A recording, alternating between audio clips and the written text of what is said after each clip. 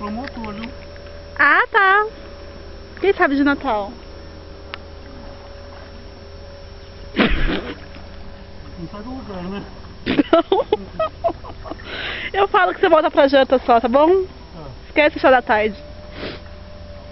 Você tem certeza que você vai pra longe? Eu vou até aquela casinha azul ali.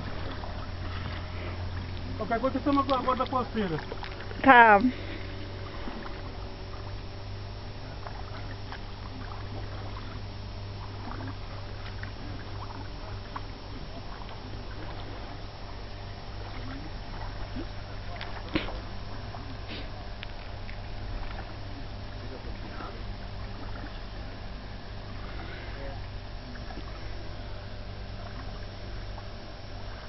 Arruma o colete.